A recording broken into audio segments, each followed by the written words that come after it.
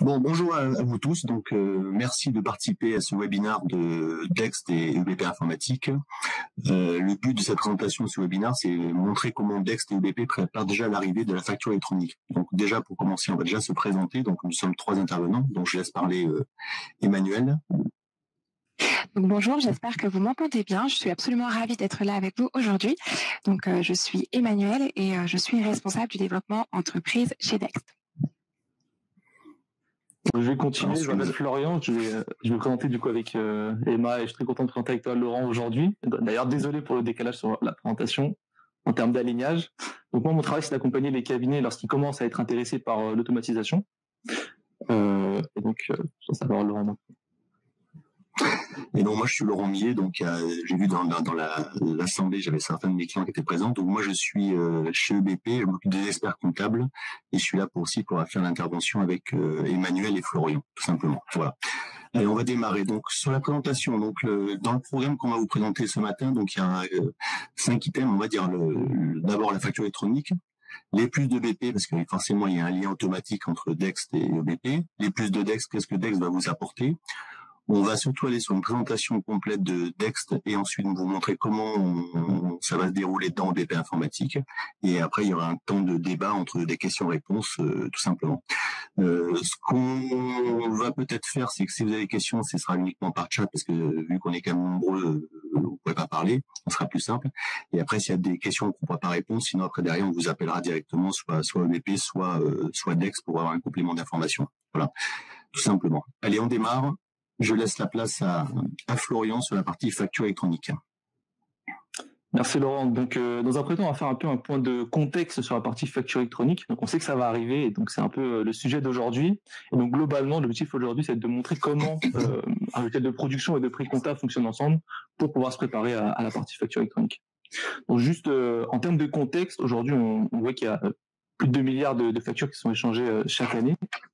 Donc 20% qui sont déjà digitalisés, donc dématérialisés, et donc 15% des entreprises reçoivent une grosse partie des pièces qui sont encore en format papier. Elles doivent les scanner pour les dématérialiser, soit c'est les cabinets qui doivent s'en occuper. Et on se rend compte qu'aujourd'hui c'est une grosse contrainte, et c'est de ce constat-là qu'est parti le gouvernement pour aller sur la partie facture électronique. Et donc ça répond à un énorme enjeu aujourd'hui pour le gouvernement. C'est la fraude à la TVA, donc qui représente aujourd'hui plus de 20 milliards d'euros. Et donc c'est de là qui sont partis pour passer sur ça. Donc c'est pas quelque chose de nouveau dans le sens où il y a déjà beaucoup de pays qui y sont passés et donc la France va y passer aussi. Et donc tout ça va permettre différents éléments. Donc déjà d'anticiper sur la partie facture, sur les recettes du gouvernement. Et il y a 2 obligations qui sont faites. La première, c'est sur la partie facture électronique. Et la deuxième, c'est sur le e-reporting qui devra être fait chaque semaine. Donc tout ça permet de détecter aussi toutes les fraudes éventuelles. En termes de calendrier, donc ça va dépendre de la taille des entreprises. Pour les grandes entreprises, tout va se faire en 2024, que ce soit en émission et en réception. Et donc pour les entreprises de taille intermédiaire, il y aura 2024 et 2025. Donc le plus important, et c'est ce qui va nous concerner aujourd'hui, c'est la partie réception des factures qui est en 2024. Donc c'est l'échéance qui pour nous va nous intéresser.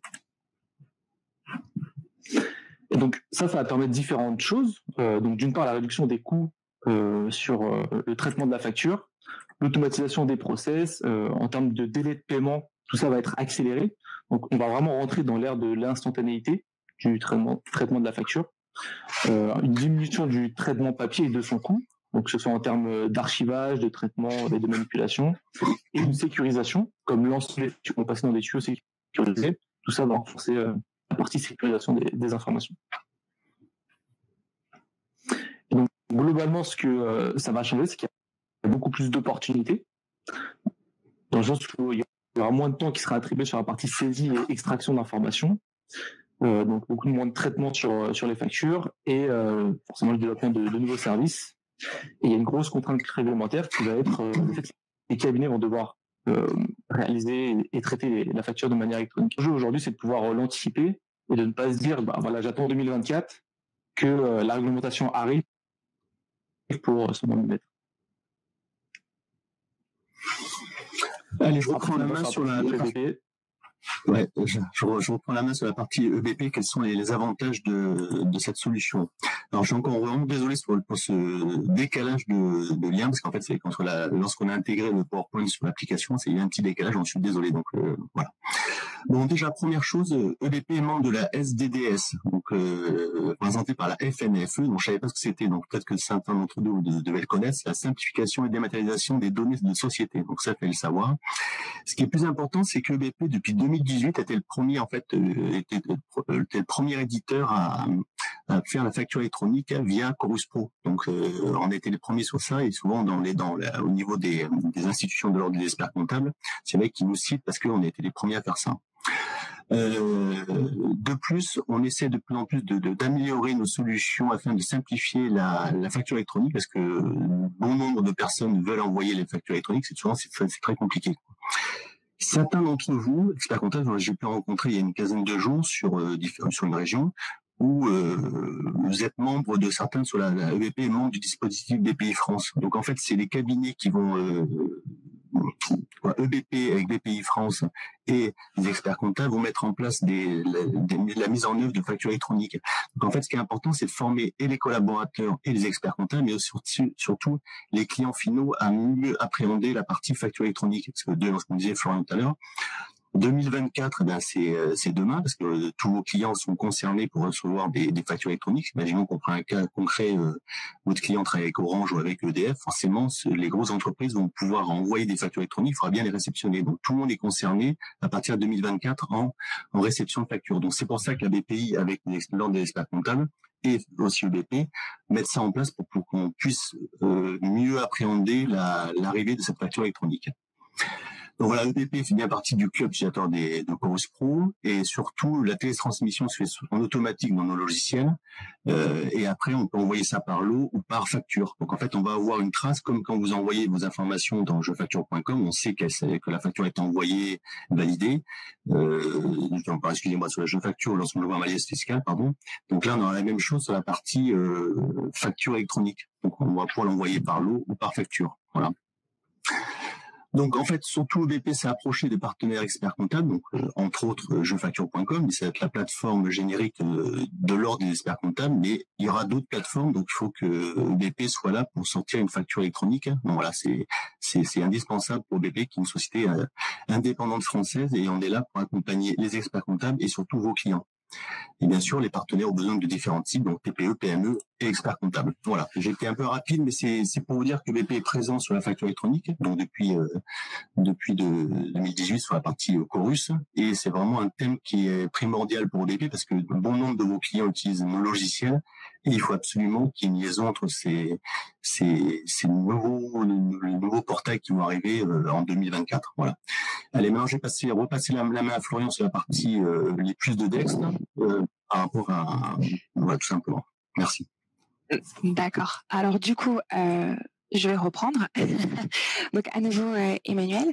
Donc l'idée, en fait, je vais pouvoir vous expliquer un petit peu ce que nous, Dext, on vous propose déjà pour anticiper ces nouveaux processus. Donc clairement, en fait, l'objectif de Dext, ça va être vraiment de vous faire gagner du temps sur tout ce processus de traitement des factures en interne.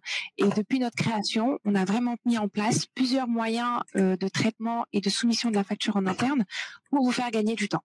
Donc, comme vous le voyez en fait sur la slide à droite, ce sont en fait les moyens de soumission simplifiés qui sont à votre disposition.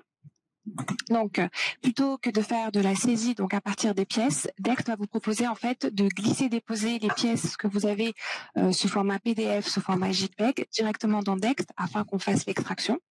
On va aussi vous permettre d'aller récupérer les pièces comptables directement auprès de vos plateformes fournisseurs. Donc, on appelle ça des collecteurs marchands. Donc, assez simplement, j'ai des factures Orange, j'ai des factures EDF, j'ai des factures SFR. Je vais pouvoir aller chercher la facture tous les mois automatiquement via Dext. Donc, plus besoin de le faire manuellement. Et surtout, si j'ai une dizaine de fournisseurs par client, utiliser Dext va vraiment me permettre de gagner du temps. Je veux aussi avoir l'adresse email dédiée Et l'avantage de cette adresse email dédiée, c'est que dès que je vais avoir une facture, je vais pouvoir la transférer directement en fait dans Dext sans la faire transiter par mon ordinateur. Donc, quand je reçois une facture de Uber, par exemple, qu'elle soit contenue en corps de mail ou en pièce jointe, je peux transférer directement sur mon adresse Dext et ça va arriver en fait dans ma boîte de réception. Et enfin, il y a bien évidemment l'application mobile qui permet de prendre en photo directement les notes de frais, par exemple, ou tout type de facture.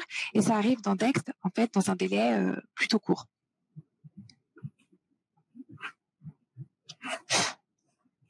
Prochaine slide. Oui. Ouais. Donc, l'intérêt en plus donc d'être avec une solution intégrée avec EBP, c'est que nous, en fait, on va pouvoir, non seulement, vous allez automatiser donc la collecte, vous allez automatiser la saisie, mais vous allez aussi automatiser la publication.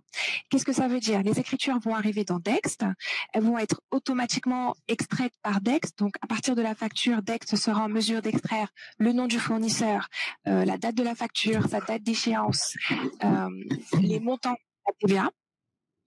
Ensuite, via ce qu'on appelle l'intelligence artificielle, le machine learning, vous allez apprendre au logiciel et il va pouvoir en fait automatiquement attribuer les comptes de charge. Et grâce à l'intégration entre Dext et EBP, vous n'aurez plus qu'un seul bouton qui s'appelle Publier, qui va vous permettre en fait d'intégrer directement les factures dans EBP et vous les aurez en consultation avec la pièce jointe qui est attachée. Et donc, on estime en fait aujourd'hui que par rapport à un cabinet, on va dire plutôt classique, vous avez des gains de temps espérés qui peuvent aller jusqu'à 40% au sein de votre cabinet en mettant en place Dext comme solution. Et je vous ai mis donc vraiment en termes de référence le nombre de clients, le nombre de factures qu'on est capable de capter par an et le nombre d'experts comptables qui nous utilisent à ce jour.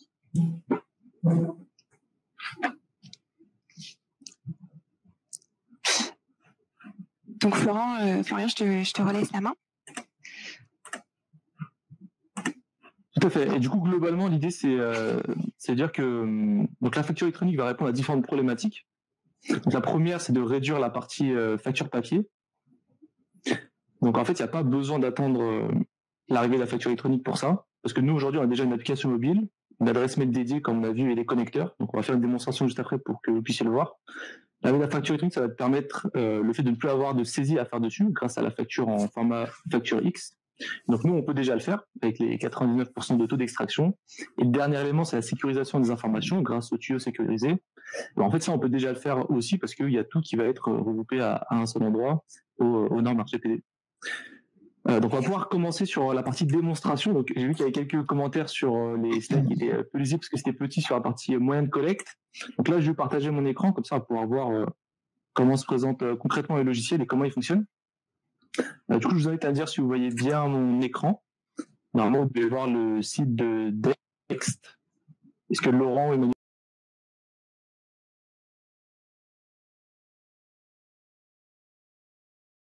Le site de Dext, à partir de là que les cabinets se connectent. Donc comme tout est dans le cloud, on peut se connecter à partir de n'importe où. Donc à partir du site, je vais cliquer sur se connecter, donc je vais mettre identifiant et mot de passe pour me connecter en tant que cabinet. Et donc la première interface sur laquelle je vais arriver, ça va être celle du portefeuille de clients. Donc c'est là que je vais pouvoir voir l'ensemble de mes dossiers qui s'affichent. Et donc quand je commence, la première étape, ça va être d'ajouter un client.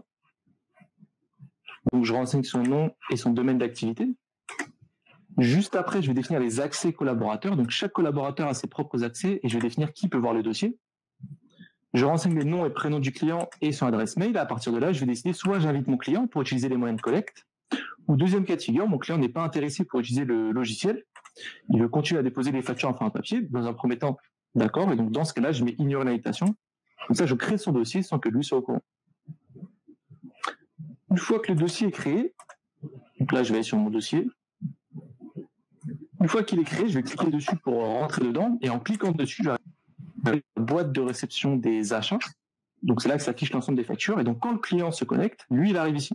Et donc son travail, ça va être d'ajouter de nouvelles factures, et donc pour ça il y a différents moyens. Le premier assez simple, ce qu'on appelle le glisser-déposer, donc si le client a la pièce sur l'ordinateur, il prend la pièce et il vient l'importer ici. Le deuxième, c'est ce qu'on appelle les connecteurs marchands. Donc, on peut se connecter aux espaces clients des fournisseurs qui sont les plus récurrents, les factures téléphoniques, SFR, Orange, par exemple, et les factures énergétiques, comme EDF ou Engie, par exemple. Et là encore, c'est assez simple. Soit c'est le cabinet qui établit la connexion, mais le mieux à faire, c'est d'envoyer une demande au client. Comme ça, il reçoit un mail pour lui dire votre expert comptable vous invite à venir vous connecter à connecter Engie et Dext. En dessous, il y a un lien, et quand il va cliquer dessus, c'est lui-même qui va mettre ses identifiants du fournisseur. Le troisième moyen, c'est pour les clients qui vous envoient par mail. On va créer une adresse mail par client, et dès que le client va envoyer dessus, automatiquement, la pièce va arriver dans les achats. Et le dernier moyen, c'est l'application mobile. Donc, le client peut prendre en photo ses factures et les envoyer. Et donc, peu importe le moyen de collecte qui va être utilisé, toutes les pièces vont arriver sur la boîte de réception, donc à un seul endroit. Et quand elle arrive, automatiquement, la saisie va être faite dessus, la date, le nom du fournisseur, le montant total et de la TVA. Et ce que vous devez faire la première fois, c'est d'y attribuer le compte de charge. Donc, ce qu'on va faire au préalable, c'est d'établir la connexion avec le dossier EBP. Donc, je vais dans la partie intégration. Donc là, mon dossier est déjà intégré, mais ça a été assez simple. J'ai cliqué sur intégrer EBP, j'ai rentré mes identifiants d'EBP et ça a permis d'établir la connexion. Et quand je vais faire ça, ça va automatiquement aspirer le plan comptable. Et donc, dès que ma pièce va arriver, j'aurai juste à attribuer. Donc là, je l'attribue au hasard. Je le fais la première fois, ensuite il va le mémoriser. Fournisseur, automatiquement, il va le mettre dans le compte de charge. Une fois que c'est fait, je vais pouvoir sélectionner les factures. Et donc là, j'ai un bouton publier. Et vu que mon dossier est déjà intégré avec EBP, en cliquant sur publier, ça va me permettre d'envoyer l'écriture et l'image, rattacher l'écriture dans EBP. Et une fois que j'ai fait ça, je peux archiver les pièces après l'export. Donc même si les pièces sont envoyées dans EBP, elles sont aussi conservées ici dans l'onglet archives. Et de là, aussi bien le cabinet que le client pour retrouver facilement une pièce en appliquant différents filtres. On a terminé sur la partie Dext, donc maintenant on va voir dans la partie EBP où vont se situer les pièces qui seront publiées. Donc, je reprends la main, donc là je vais partager mon écran. Vous me dites quand c'est bon, si vous voyez bien mon écran. C'est bon. C'est bon ? Allez. Donc, dans la partie EBP, donc là je suis en version ligne expert comptable. Donc ça marche aussi sur une autre comptabilité, ce qu'on a parlé sur la partie expert comptable, mais ça peut être aussi un client qui a une comptabilité pro, par exemple, et qui souhaite intégrer toutes les scans de factures. On peut très bien les intégrer dans un nouveau client qui a un EBP. Ce n'est pas dédié à l'expert comptable, c'est pour les deux en fait. C'est pour ça qu'on a chez Dex, il y a une partie sur la partie entreprise et une partie expert comptable. Donc on peut très bien avoir une grosse entreprise qui utilise un logiciel en version Elite ou en version Pro et on peut intégrer ça. Donc la première chose, donc ça c'est la nouvelle ergonomie que vous connaissez maintenant chez vos clients ou dans le cabinet comptable. Donc là, on a ce qu'on appelle la marketplace. Donc là, on a la dématérialisation des factures Dex. On va bien cocher le service. Donc on va service activer. On va choisir son journal d'achat, parce qu'en fait, on va récupérer les achats.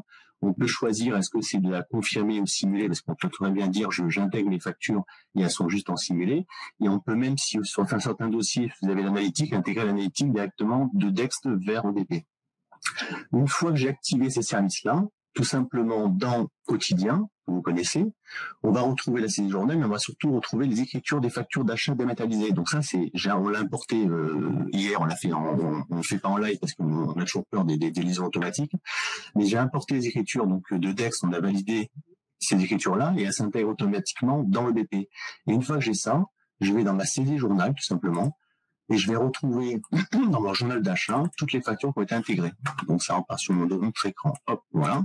Et là, je retrouve toutes les factures qui ont été émises.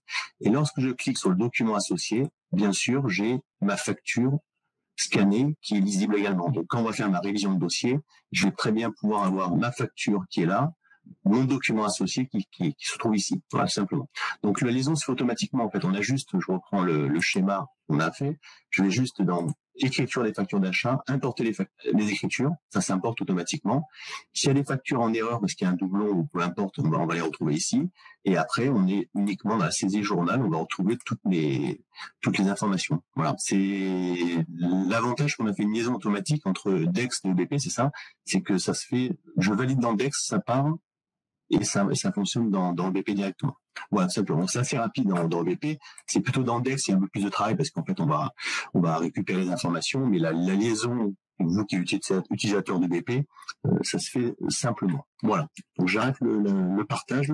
Voilà. On va passer maintenant peut-être aux questions-réponses, si vous en avez. Je veux que vous êtes quand même nombreux. Je pense que vous allez avoir des questions sur, et à la fois dans Dex et à la fois dans BP, quoi.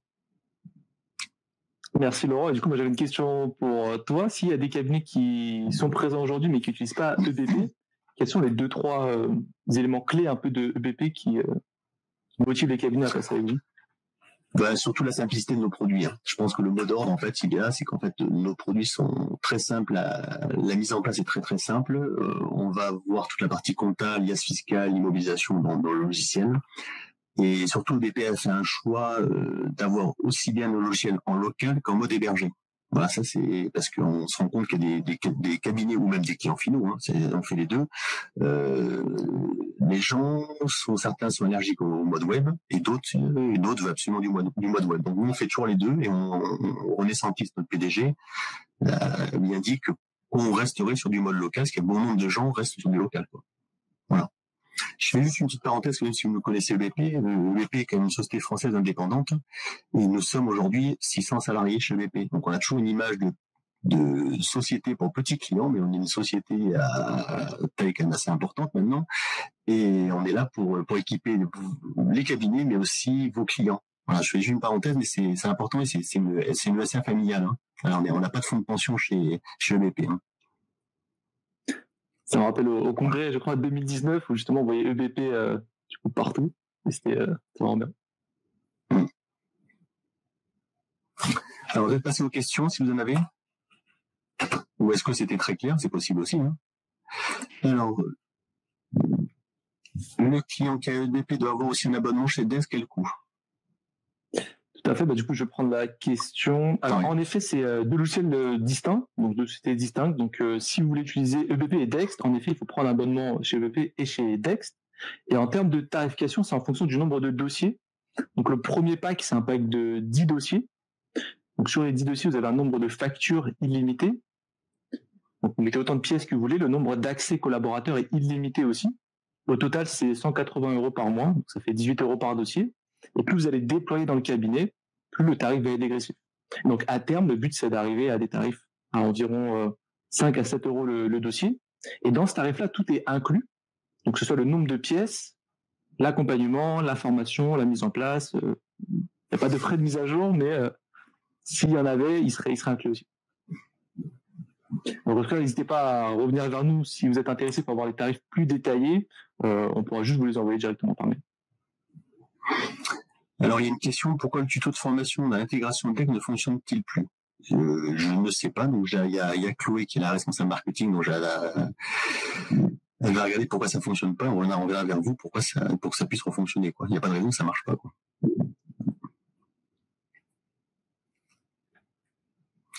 Alors, donc on a répondu à la même question, le client.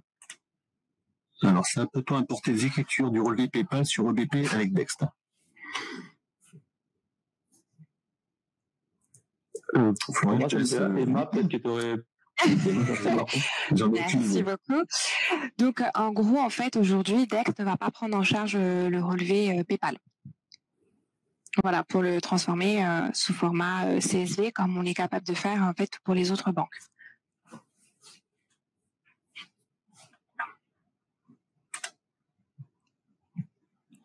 Alors, le client qui a EBP doit-il cotiser chez Dex? Oui, c'est un peu ce que je disais tout à l'heure. C'est qu'en fait, si un de vos clients a un EBP comptabilité, s'il souhaite utiliser Dex, il faudra qu'il prenne un abonnement chez Dex entreprise. D'accord.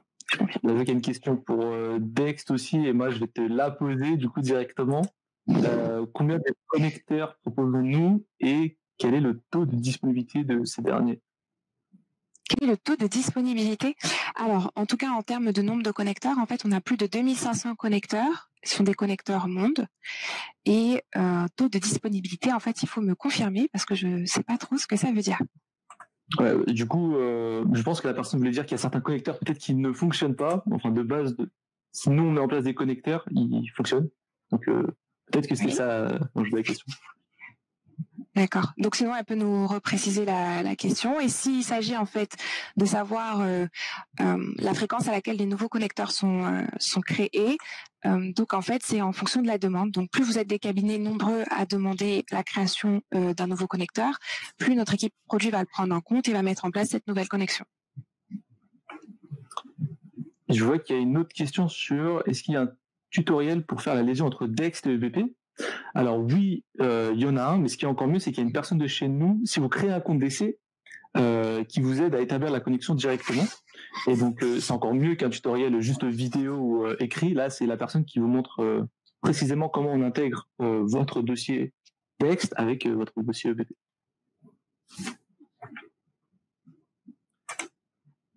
Alors, DEXT est-il en mesure de distinguer à partir d'un seul fichier les ventes et les achats? Alors non, en effet, comme on a vu précédemment, il y a des moyens de collecte pour les achats et des moyens de collecte pour les ventes.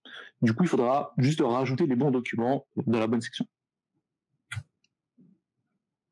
Alors, est-ce que le client doit-il prendre un abonnement chez DEXT? Non. Nous, notre cible, c'est vraiment les cabinets comptables. Donc, la facturation ira au cabinet et ensuite libre au cabinet de décider s'il souhaite le refacturer à son client ou pas.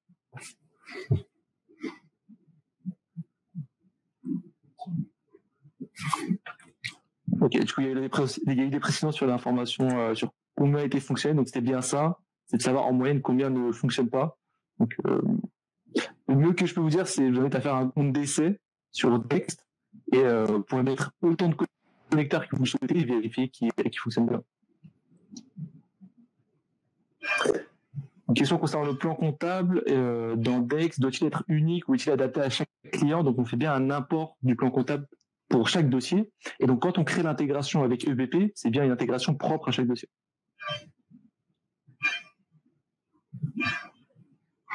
Il y a une question pour comment procédez-vous pour sériser? Donc c'est peut-être Florent, tu pourrais répondre là-dessus. De Monsieur Maillot. de bien comprendre. Mais je pense, est-ce qu'on le sérise par scan ou par téléphone? Peut-être, c'est peut-être ça la... D'accord. Alors dans ce cas-là, en effet, c'est on a vu au préalable les moyens de collecte, et donc peu importe le moyen de collecte qui va être utilisé, la pièce va être envoyée pour extraction des informations. Donc que mon client la prenne en photo, ou qu'il l'ajoute via le glisser-déposer, ou même le connecteur fournisseur, dès qu'elle va arriver, automatiquement la saisie va être faite dessus. Et donc va être, comme vous dites, sérisée.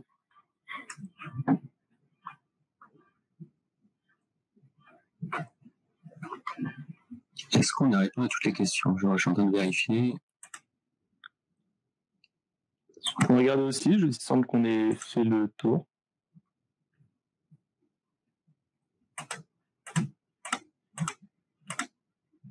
J'ai l'impression. Est-ce que vous avez d'autres questions? Alors, il y a une dernière question, je pense. Je ne sais pas si on vient de répondre. Ah. Il y a M. Dargy qui pose une question sur la partie facture électronique. Exactement. Tout à fait. Donc, le thème du jour, un petit peu la facture électronique.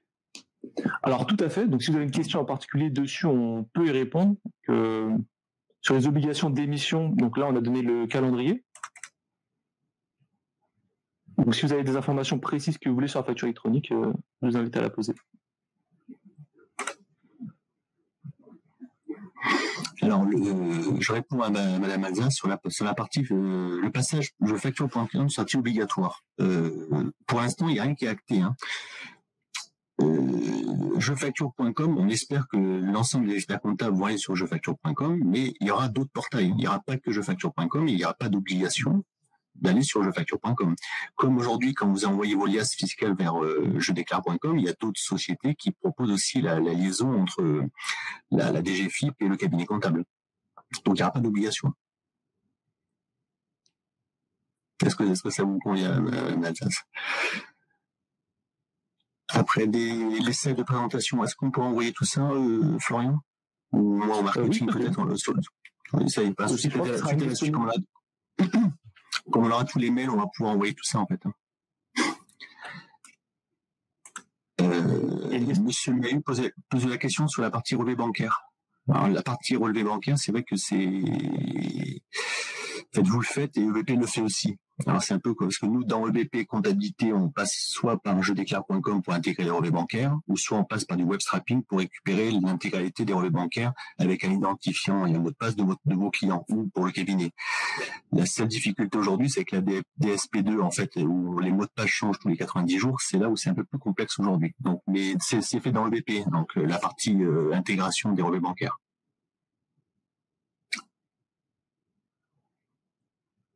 Alors, intégration des factures de vente papier ou numérique.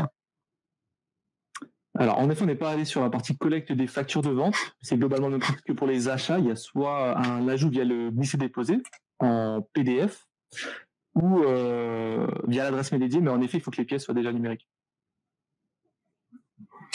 Sur la partie facture électronique, la facture électronique, ce ne serait-ce qu'un fichier PDF plus un fichier XML.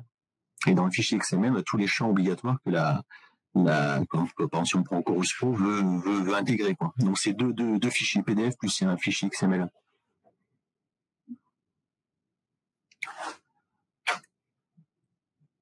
Alors, qu'est-ce qu'il y a d'autre comme question?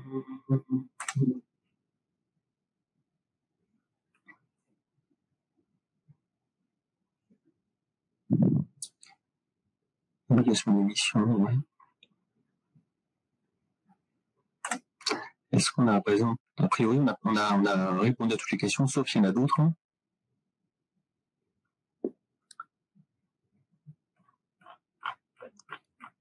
J'ai l'impression. On n'a pas de nouvelles. Déjà, est-ce que ce webinaire a répondu à vos questions? Parce que moi, c'est une présentation qui est assez rapide, parce que finalement, ça fait qu'une demi-heure qu'on est ensemble, donc c'est bien. Il ne faut pas que ça dure trop longtemps. Mais est-ce que ça a répondu à vos attentes? Au moins, ça vous permet de présenter ce que Dex peut faire et surtout comment on peut intégrer facilement de Dex vers EBP, quoi. C'était ça un peu le but. Et derrière, quand vous avez des questions un peu plus poussées, comme le disait Florian, vous pouvez tester très bien le produit Dex en version d'essai et vous faire accompagner par les personnes de Dex. Comme ça, c'est entre la présentation et quand on le fait en vrai, c'est quand même mieux de pouvoir tester réellement le produit, quoi. Comme nous chez EBP, en fait, on peut très bien tester tous nos produits chez EBP Informatique, que ce soit la partie comptabilité ou la partie gestion, quoi. Pour les ventes, c'est d'avoir une vision globale et du coup, si vous voulez les mettre en place concrètement, vous faites le compte test.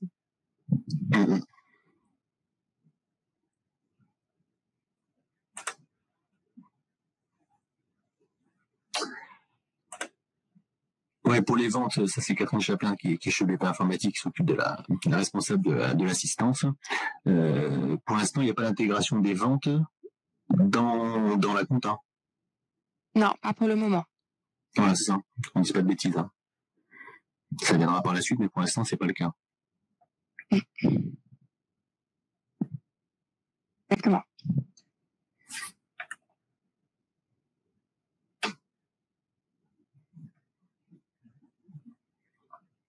S'il n'y a pas d'autres questions, on peut clôturer si vous le souhaitez. C'est à vous de nous dire si vous les participants ont été très très clairs. On a répondu à toutes les questions, ce qui est fort possible. En fait, c'est quand même relativement simple parce que finalement, Dex va pouvoir permettre de scanner les factures, soit par différents modes de récupération, donc soit par le téléphone portable, soit le mail, soit le déposer glisser. Et après, sauf qu'il y a liaison automatique, donc l'OCR va reconnaître automatiquement les factures et après, ça s'intègre directement dans le BP informatique. Mais c'est vrai que avec la facture électronique en 2024, il faut que vous soyez prêts, déjà que vos clients ou même les cabinets comptables puissent déjà tout scanner en fait. Hein, parce que c'est qu'au début, moi, je me rends compte que la partie wassalisation, je dis ça a l'air pas grand-chose, mais finalement, 2024, c'est dans 2 ans. Il faut quand même être prêt dans les cabinets comptables à ce changement. Donc, il faut savoir comment on organise le cabinet pour pouvoir mieux scanner tous les documents. parce que dans 2024, on regarde 2026 pour l'ensemble de la population, c'est vrai qu'il va falloir soit scanner, soit que les produits puissent sortir en automatique les factures au format électronique. Donc on a besoin de tous ces outils pour que vous puissiez collecter ces informations, que ça parte sur un portail jefacture.com ou un autre portail, pour pouvoir faire votre comptabilité automatique. Et surtout le gros projet de Bercy, c'est bien sûr la TVA à la source. Voilà, ça c'est le gros chantier qui permettra d'éviter la fraude à la TVA, les 20 milliards que Florian parlait au début. Voilà. Bon, si on a fini, donc de toute façon vous avez dans la présentation, si j'ai pas de bêtises, peut-être les différents mails. J'espère que ça se passe comme ça, Florian, je sais pas, dans l'invitation ou non, de nos numéros de téléphone ou nos mails. Normalement, ils y sont, mais on va recontacter l'ensemble des participants pour leur proposer d'avoir et puis après, on enverra les coordonnées, puis après les différents interlocuteurs HEBP. Donc moi, je m'occupe de la région Rhône-Alpes et Sud, mais après, il y a mes homologues sur la partie de toute la France, que ce soit Valérie, Olivier ou Hervé. Et après, bien sûr, l'ensemble des collaborateurs que je trouve sur Rambouillet, qui sont là à répondre à vos questions également. Bon, je vous propose qu'on arrête là, si ça vous convient à tous et à toutes. Parfait, merci beaucoup. Merci Laurent, merci pour présenter avec toi.